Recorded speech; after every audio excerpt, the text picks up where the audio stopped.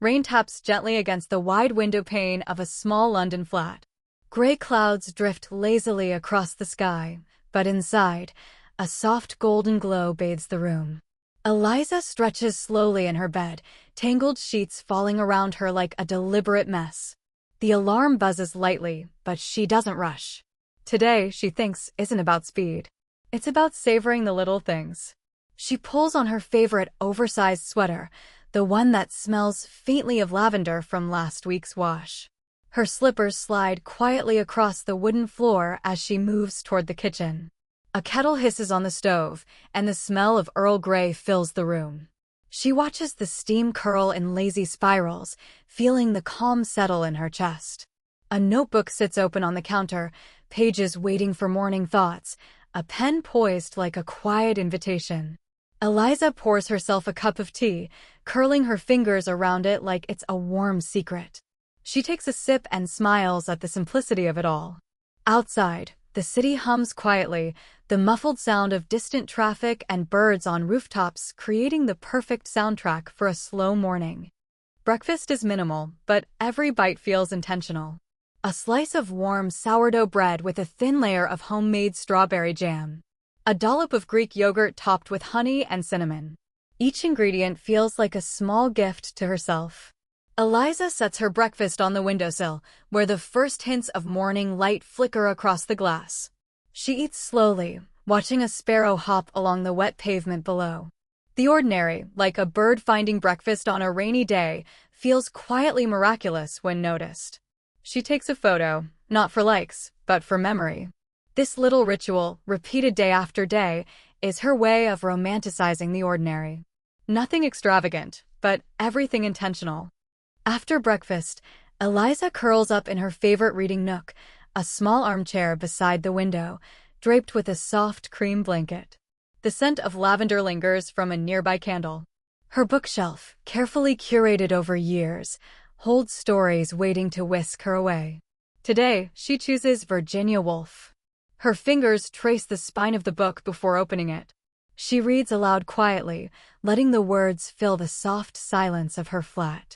Outside, the rain has picked up, pattering against the glass like a soft percussion.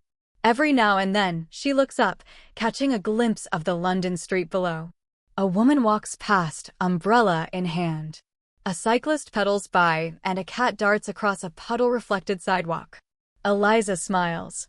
Even in mundane urban life, there is poetry. By afternoon, the rain has eased to a gentle drizzle. Eliza wraps her trench coat tightly around her and steps out into the misty streets of London.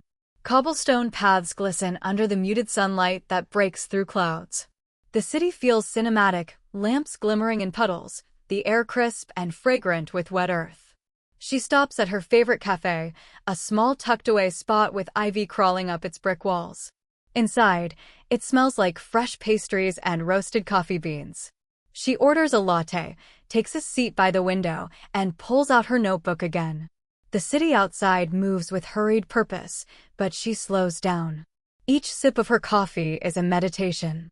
She sketches the scene, a man walking his dog, a woman laughing as she locks her bike. She writes thoughts that meander like the clouds above. There is beauty everywhere, if only we pause to see it. This walk isn't about reaching a destination. It's about noticing. Romanticizing the ordinary doesn't require grand gestures, just attention. On her way back, Eliza drifts into a small bookstore she's discovered only last month. The bell tinkles as she enters. The smell of old paper and coffee greets her. She runs her fingers over spines of books she'll never read but cannot resist holding. A stranger asks her opinion on a poetry collection.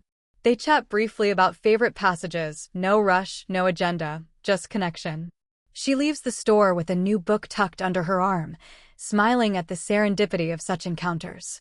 Even mundane errands, buying groceries, picking up a loaf of bread, checking the post, are small stages of joy when she moves slowly, intentionally, and with awareness.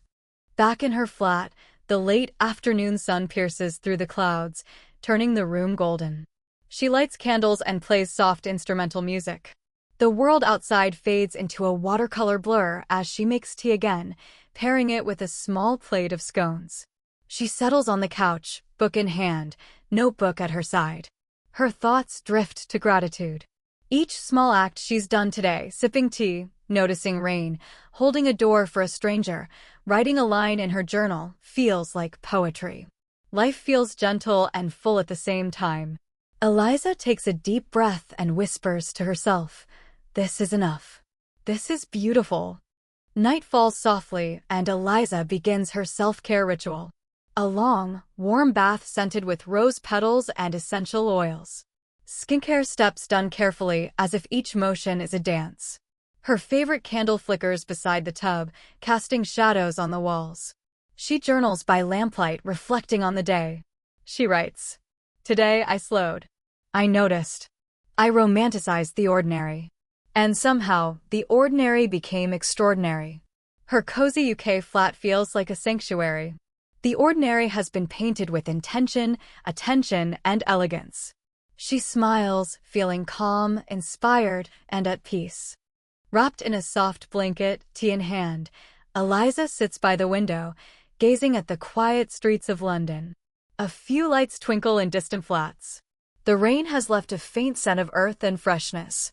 She listens to soft piano music, watching steam rise from her cup.